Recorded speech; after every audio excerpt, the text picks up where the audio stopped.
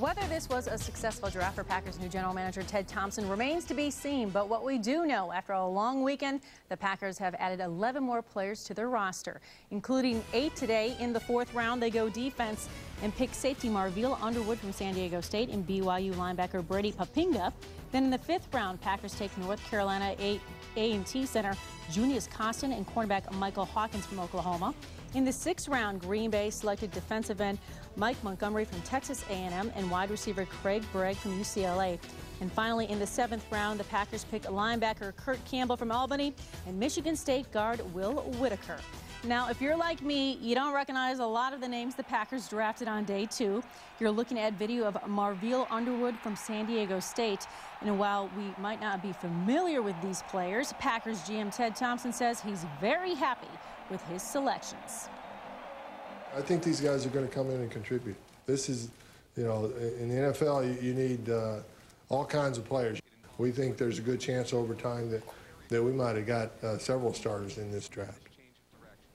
Now, the other big story for the Packers today, their top draft pick, Aaron Rodgers, made his first appearance in Green Bay. 12 Sports' Andy Candy has more on the quarterback, hoping to make Lambeau Field Mr. Rodgers' neighborhood. The 2005 draft for the Green Bay Packers will be remembered for one thing, that is drafting their quarterback of the future, Aaron Rodgers out of California. He's the quarterback that will someday replace Brett Favre. And today, Rodgers comes to his new home for the first time. To walk on a field where so many greats have played and where one of my favorite quarterbacks ever, Brett Favre, has played, who's soon to be my teammate, it's just really awesome knowing I'm going to be running out of that tunnel and to the best fans in the country and to America, playing for America's team.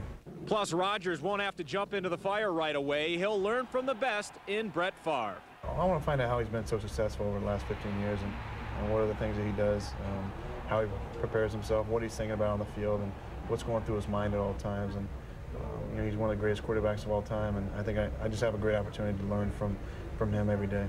Rodgers was hoping to speak with Favre yesterday. In fact, he thought he was getting a call from Favre when he got a call from Mississippi on his cell phone. Turned out it was Rich Campbell. He was, of course, the last Packer quarterback to be drafted in the 1st round. Campbell went to California like Rodgers, and Rodgers, I guess, will have to wait until Thursday to meet Favre. That's when minicamp begins for the rookie here in Green Bay.